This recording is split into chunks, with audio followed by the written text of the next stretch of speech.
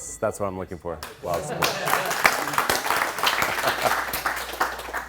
All right, thank you. Yeah, so Casual Fridays, we are a social media marketing agency, work with a lot of hotels, hospitality, tourism, entertainment, and events. And then Tack is a product around rights to user-generated content on Instagram and using it for marketing purposes. We kind of scratched our own itch with building out that product. Tonight, I want to talk a little bit about marketing. Not always top of mind for people leading development teams and technology, but I think there's a couple opportunities here that you can really make a difference in the product by thinking through and getting more involved in the marketing of the product. Can you raise your hand if you have a product or service where it's kind of public facing? It's not just internal to the company and internal technology, but you've got stuff out there on the internet, a SaaS, an app, okay, like 95%. Awesome. That's easy because there's a lot of stuff in here that's going to be super directly applicable if you've got stuff that is a SaaS or an app where you're public facing to the consumer.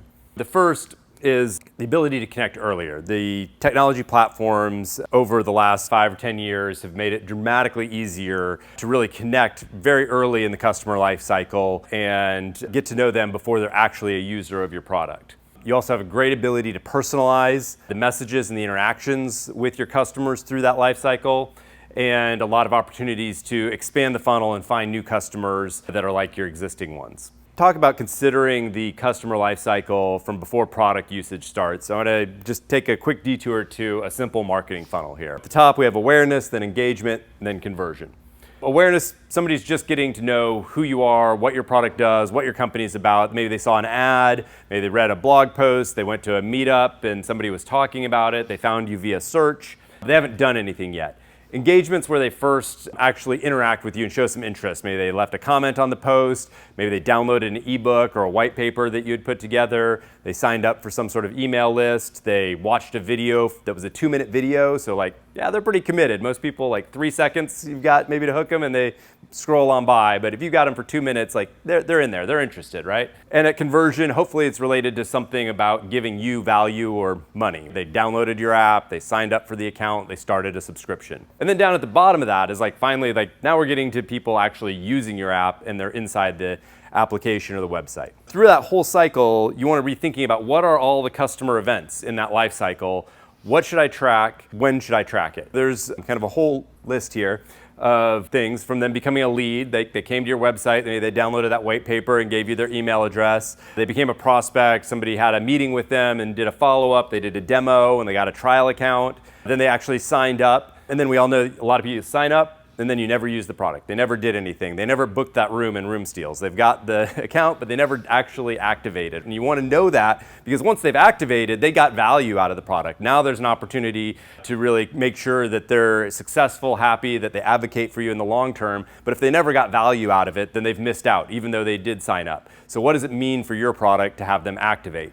And then there's a few more key milestones. I wouldn't go crazy with it. Don't have like 100 milestones for them, but a few more key milestones in the product. And then maybe they cancel, they go inactive, but then maybe they reactivate. They come back to you later, or they're with a different organization. They come back again and start using the product. And so if you start thinking about all of those events, that spans a much broader area than what's happening inside the product while they're using it. As you're tracking those events, you need to think about, well, what data do I have at each one of these points? When I have a lead, maybe I know their Facebook ID and then maybe an email address. When they're activating, I might know a lot. They've already signed up. I know what plan they were on. I know how much they're paying per month. I've got all sorts of additional pieces of data that I can now track about them. And I want to make sure I've got that data model set up so that I can personalize this. And I want to be really thoughtful about how I set up that data model so I can personalize appropriately. We did this right at the very beginning when we started building our product. I just needed a name field on the sign up form. Great. Hey, there's a name field there when you sign up and they put whatever they want in it.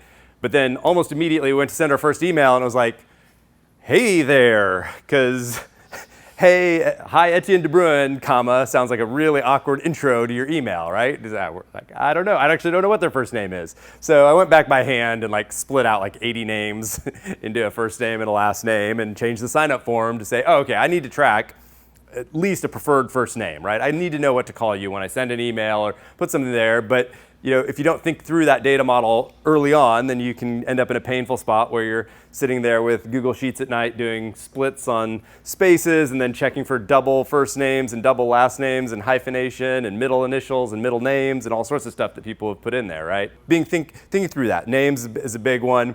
Phone numbers, is it a number you can call them on? Is it a number that can get text messages? Do you have permission to text message it? What kind of number is it? Social logins, a lot of times the emails that come with a social login isn't really the email where they want to get notified or they want to get feedback or they want to get marketing materials sent to. So what is the right email that really should be associated with it? And something we're struggling with a little right now, multi-organization. Oh, they want to collaborate, or there's 2 organizations they're a part of that want to use this product. How do you switch between teams? How do you recognize that they're part of an organization, but the event that happened about, say, activating and getting value from the product was really an event that was an organization thing, not a user thing. I want to track that at the organizational level, that team that signed up or organization got value, check, something happened, now I can do the next stage in my customer lifecycle, send the next email, but it doesn't really matter. Now that same user came over and got invited to this team, I shouldn't send another welcome email like it's the first time they've ever heard from me. They know what's going on, they're just in a different team. We can expand the funnel with some of the marketing and advertising platforms that are available now. Give me we need an example here for an online course. Like, what's the topic? What should our online course be about?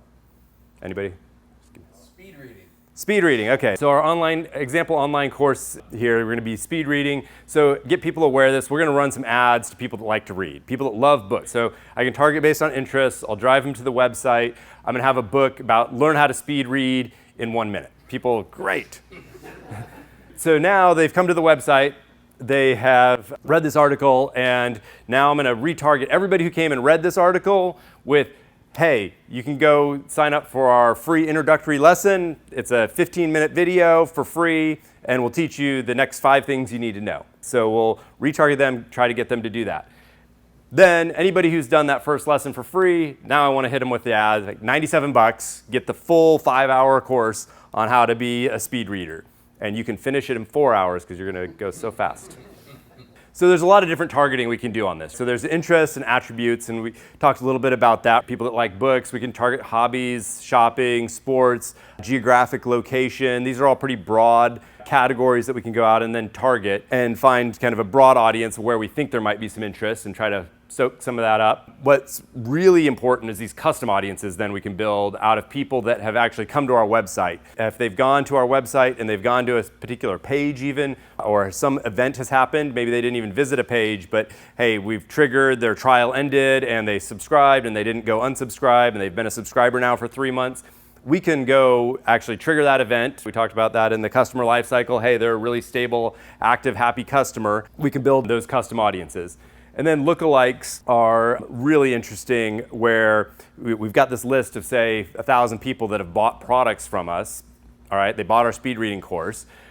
Why did they buy that? I mean, I've got opinions. It's because it is because they loved, historical fiction. That's really an indicator they're going to love my speed reading course, and because those books are, can be pretty long and they want to get through them quickly. But I'm probably wrong. And what's pretty amazing is, Facebook and LinkedIn and these platforms have put a lot of effort into machine learning so that you can do predictive, hey, these 1,000 people bought your course. Of those 1,000 people, Facebook has every activity you've ever done. So it's like not thousands or hundreds of thousands of data, it's like millions of data points about you. Look at all those data points and determine for those 1,000 people, what would be a good predictor of people buying this course, and then go show ads to people that look like that. Now I can rely on the machine learning to be predictive about, well, out of the other 2 billion people out there, who else looks similar to the people that are buying courses based on an unimaginable list of attributes and activities and events that I couldn't possibly predict or guess from this high-level interest or attribute targeting. Building those custom audiences. So retargeting, how does that work? I mean, on my website, I'm going to put a little snippet of JavaScript tracking code. It's going to get downloaded to the browser. When I load that, it's going to call back and push some event information to Facebook or LinkedIn or whoever I'm using for this retargeting. That way later, when I go log into Facebook or LinkedIn, there's the drone that I put in my cart on this website over here, and I'm on Facebook and it's saying, hey, you didn't buy the drone yet. You should totally buy that drone. It's going to be awesome. Like, what are you doing? You got to buy it. and that's how they know. So they can then target that back to me. So getting a little practical here, Facebook Business Manager takes like 10 minutes. You can get this set up. You go to business.facebook.com. You get your main Facebook page put in there. You set up your admins and employees. And since you're super awesome and security conscious, you go set up the two-factor authentication first before you do anything else and require that for everybody logging in. And then you can create an ad account and a pixel associated with it. And that will give you the little bit of code that you need. So I took out the asynchronous loading of the SDK here, but basically a little snippet of JavaScript that just says, hey, initialize, here's my pixel ID, and track that they're viewing this page. Facebook will take care of figuring out, oh, here's the URL, here's the rest of the information, send it on up there so that later I can segment out, okay, the people that looked at these kind of pages are interested in this type of information, people that looked at these are interested in something else. When I get to a page where something happened, we talked about that customer lifecycle and those key events. Each one of those key events, we should be firing an event on our app or website when that happens. Here we initialize our pixel, we've tracked the page view, and now we've tracked that there was a purchase for $199 that happened. So kind of pulling this all together for an ad we did for the 7CTO 00111 comp, we picked a website visitors, so 30 days, anybody who's visited the website in the last 30 days, so they've shown interest. But we also gave the pixel code to Eventbrite to put on the thank you page when somebody bought a ticket. So it fired that purchase event. And we said exclude all those people, because I don't need to reach the people that already bought the ticket. I only want to reach people that have been to the website but then didn't go to Eventbrite and buy a ticket. Thank you. Yes. Geo-targeted a little bit, said, hey, it's a local conference. We're only like 3 weeks out. We want to keep it pretty narrow. It's only going to be people that live in this area. And you can do some other targeting along with that. And made a little ad. Get your tickets before prices go up. We have these speakers ready to help you build engaged teams and exceptional products. And I mean, with Etienne and Michael, like, you can't resist. You got to click learn more and buy that ticket. So we spent about $20, immediately had 3 purchases for $400. So pretty good ROI. The other cool thing about adding a tool like Facebook to the list is that there's some amazing additional insights and tooling you get for free. So here I just can I picked completed registration and purchases. There's a super short funnel of like, hey, what happened? I can see how many people registered and then eventually purchased. Here's for everyone, and I could break it up by gender or age. I can see how long it took typically for those users to convert, and what the conversion rate was. And I can also pull in things like a cohort analysis and look by week. Hey, what's happening each week over time, or I can do it by month. And there's a lot of functionality that's all available there for free just by pushing the data up there and tracking that and letting Facebook figure out, age and other demographic information. So how do we pull that all together into a marketing tech stack? Facebook, LinkedIn, Google, go sign up for those ad accounts. I think those are all pretty core to most of the products that you're building and would want to be able to get out there and reach. If you don't have Google Analytics already installed, you should definitely add that to the list.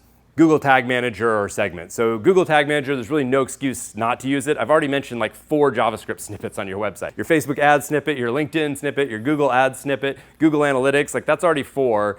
And nobody wants to be in the world of like, oh my God, git commit to like get these things pushed up to the website, like nightmare. And nobody wants to be copying and pasting this JavaScript code all over the place. So Google Tag Manager gives you a super nice visual dashboard where you can go edit, add all the different tags that you want to have, control sequencing of them, and all sorts of information and data that you're passing between them into an easy to use container that can be automatically deployed to your website, and it has a version history so that you can roll it back easily, but completely manage that outside of the rest of your application infrastructure. Segment gets a little more advanced, not just the tag management, but then you can actually do a lot of routing of those events through Segment to other parts of the platforms. The way Segment works, very similar to what we saw earlier. You're going to put that code on the website. What Segment can do is any of the server events that happen, instead of sending it straight to a third-party tool, it'll send it up to Segment, and then Segment will control the routing, and they can dump it in a data warehouse. They can send it to 4 different tools. Super easy to turn on and off which tool you want it to go to. And then for those third-party tools can send data back to Segment. And again, it can route it wherever you want it to go, including a data warehouse. And then some of the client tracking code that goes to the browser also can go directly to those third-party tools. Works basically the same way as the other Facebook pixel code we just saw. You're going to load a key and then call the page view and then track your signups, your purchases, whatever events that you want to track with that. Building on that tech stack then, so we've got Facebook, LinkedIn, Google Ads, Google Analytics, and we've got Google Tag Manager or Segment. You want an email marketing platform or an automation platform, so Drip or ActiveCampaign are two great ones to use. Drip's really nice in the data that you can send to it about not only, hey, we've got these emails, but all the events that are happening in Segment, we send those over to it. So then it knows, oh, hey, they actually have hit this stage, they should get these kinds of emails. And Drip also sends information back about, hey, did they open that email or not? So now you can also have other systems besides Drip aware that the user received these emails, they didn't open these, and take action. Lead pages, and there's a few other, these landing page builders. Lead page is the one I like. But super handy to have something where you don't have to go build HTML by hand or fight your WordPress theme or whatever you're doing. So you can just really quickly build a mobile optimized landing page. And a lot of times that you look at it and you're like, oh, that's kind of ugly, or why is it 2 steps? You have to click a button and then you enter in your info. Like, I can do it better. You probably can't. They literally have like hundreds of thousands, millions of tests that have been done to see what converts the best, what will get people to actually complete each step and go through and hand over their email address. Having a tool like Lead Pages is super helpful. Intercom or Drift for chat, and then a tool like Google Optimize or Write Message can actually do dynamic changing of your website as your visitors come there based on who they are. Are they an existing customer? Which events, which part of the life cycle are they at? Which events have fired? Now messaging on the website can actually change based on that, and everything from a pop-up bar to actually the copy of the website being different copy, talking to the user that's expressed a particular interest in a particular area and is at this stage of becoming a customer. A little sample stack here then is we've got our website with WordPress and our custom app. We maybe have some landing pages, lead pages. We have Segment and Google Tag Manager on top of them so that we can drive all that traffic from ads, from Facebook or LinkedIn, Google, through that. And then it can go talk over to email, chat, other tools that we have on the side. So in action, you can go to hello.foundontack.com/UGC. And you'll see a landing page with Facebook code that triggers and says, oh, hey, somebody's visited this page. And if you fill out the form and put in your email address, we'll then take you to the thank you page that now fires the event that says, hey, lead. We have a lead here. Somebody has actually downloaded it, and now we've got the email to add to Drip. And we can do ads based on the events that have happened, and we can send emails based on the events that have happened. You can reach me, foundontack.com, start chatting with me. On Twitter, go chat with your marketing team.